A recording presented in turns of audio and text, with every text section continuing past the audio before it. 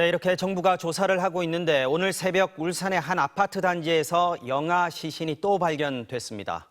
환경미화원이 쓰레기 더미에서 숨진 아기를 발견했습니다. 경찰이 수사에 나섰습니다. 정인공 기자의 보도입니다. 캄캄한 새벽 경찰들이 아파트 단지 앞을 분주하게 돌아다닙니다. 잠시 뒤 아파트에서 나온 환경미화원이 놀란 듯 바로 앞 상가에 그대로 주저앉습니다. 아파트 단지 쓰레기장에서 영아 시신이 발견된 겁니다.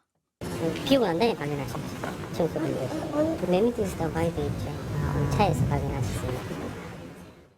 영아는 발견 당시 키 50cm에 몸무게 800g이었습니다.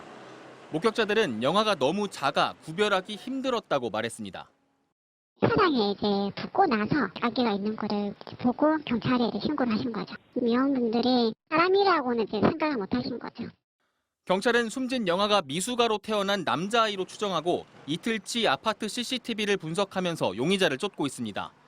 울산시는 숨진 영아가 정부가 조사하고 있는 미출생 신고 표본 영유아 20명에는 해당하지 않는 것으로 파악했습니다. 샘플 조사를 하는 과정에서 렌트에다가 조사를 한 것 같은데 그 대상은 없었거든요.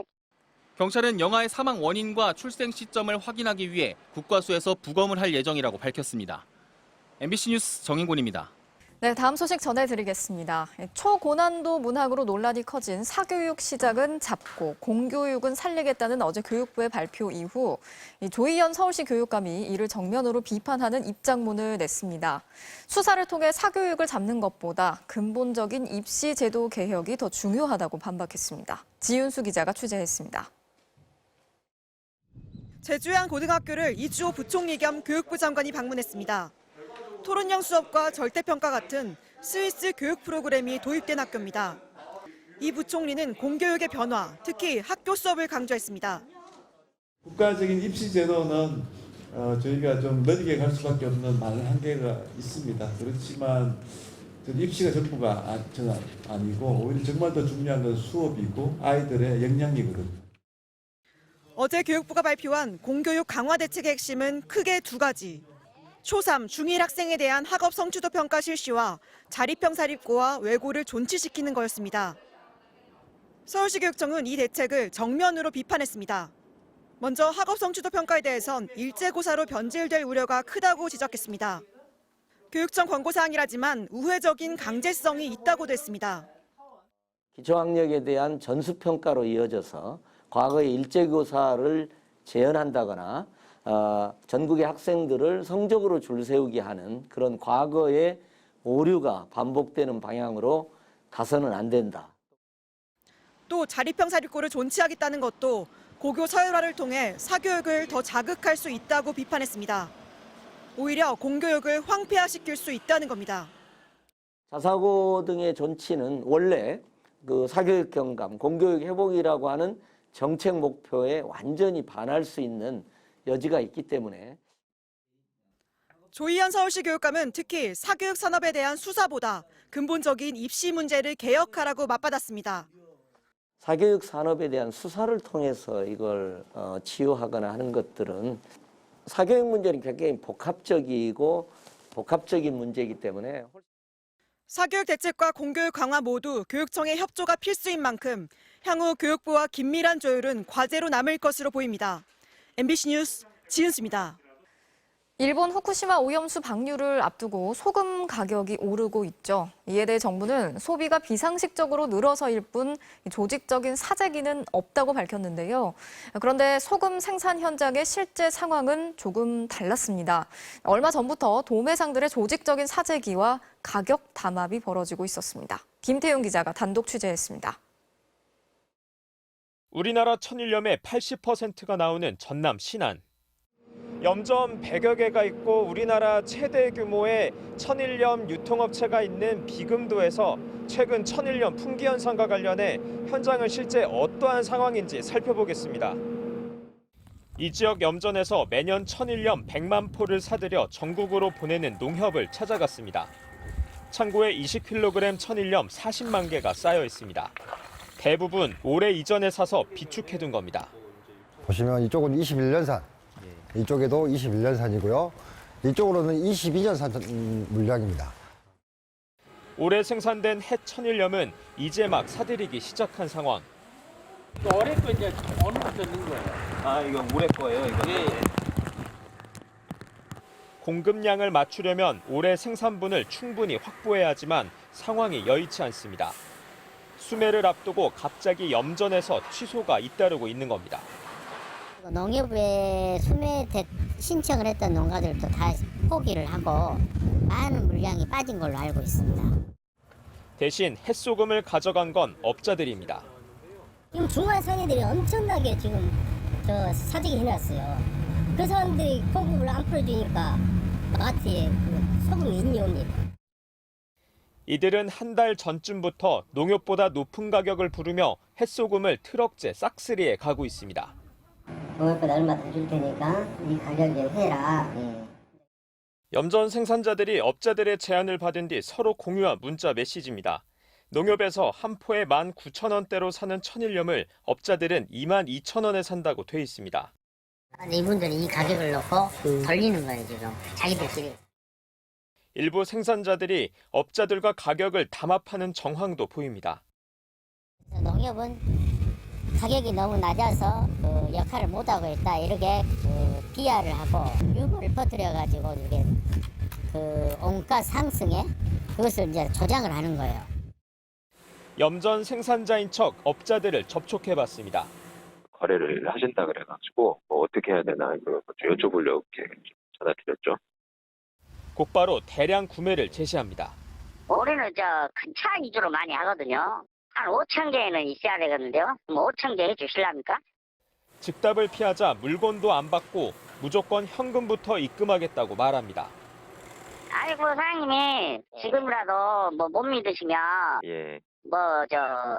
계좌번호 주시면 입금해 드릴게요. 업자들이 높은 가격으로 소금을 싹쓸이해 가면서 농협도 가격을 올릴 수밖에 없습니다. 이번에 이제 물량 확보를 못할 정도니까 22,000원에 지금 올려가지고 농협에서 작업하더라고. 하지만 현장을 관리해야 할 해수부의 모습은 보이지 않습니다. 해수부나 이런 부분에서 이런 사람들이 역할을 제대로 못하고 있어요. 해수부는 오늘 브리핑에서도 소금 가격 상승의 주된 원인을 소비자와 판매업체로 돌렸습니다. 불안감과 잘못된 정보로 인해서 가수요 현상이 지금 시장을 왜곡하고 있다고 생각합니다. 해수부는 업자들의 사재기 대책을 묻자 그제서야 이들의 존재를 확인했다며 단속과 함께 이들이 사들인 소금의 유통 과정을 철저히 조사하겠다고 밝혔습니다. MBC 뉴스 김태윤입니다.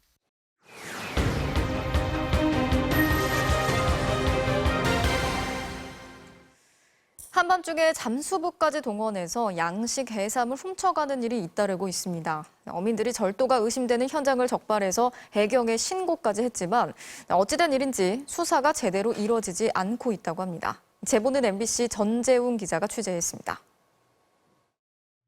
새벽 2시쯤 군산 앞바다에 떠있는 배 위에서 한 남성이 해산물을 옮겨 붓습니다. 배 위에는 공기통을 메고 있는 다이버가 보입니다. 이 배는 불을 끄고 조용히 항구로 이동합니다. 정박한 배 앞에 주차한 흰색 냉동 탑차를 향해 어민들이 황급히 달려갑니다. 탑차가 옆으로 달아나려 하자 다른 승용차가 앞을 막아섭니다.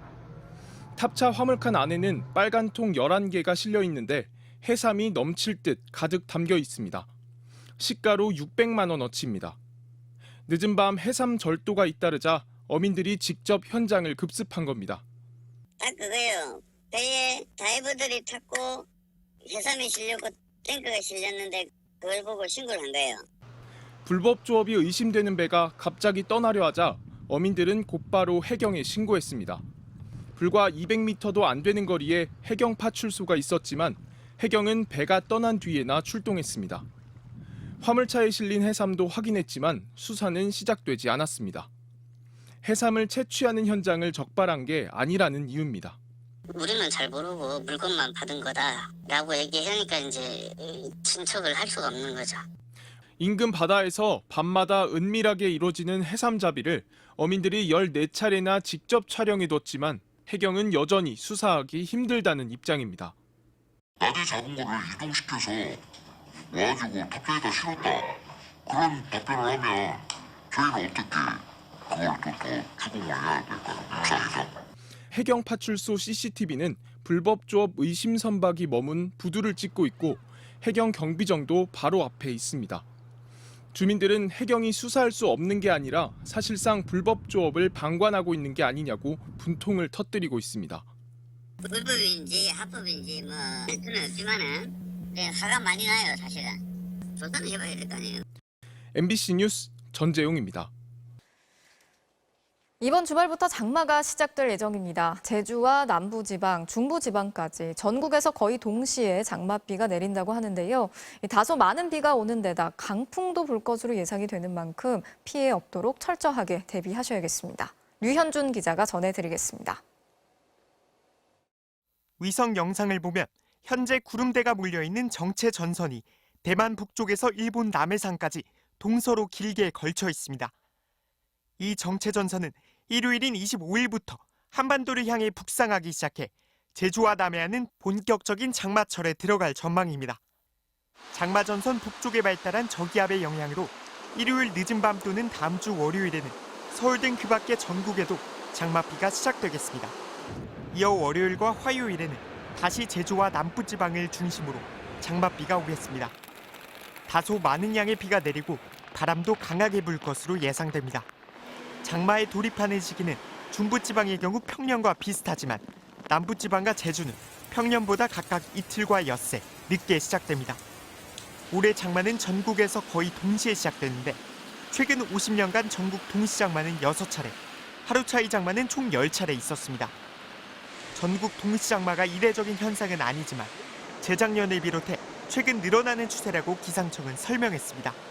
정체전선에 저기압이 수반되는 경우가 많게 되면서 비구름대가 굉장히 남북으로도 폭이 굉장히 두터운 그런 비구름대가 영향을 주면서 오는 27일 이후에도 전국이 북태평양 고기압의 가장자리에 들면서 덥고 습한 공기가 계속 유입돼 비가 이어질 가능성이 있습니다. 기상청은 본격적인 장마철을 맞아 저지대 침수 등 피해가 발생하지 않도록 철저한 대비를 당부했습니다. MBC 뉴스 류현준입니다.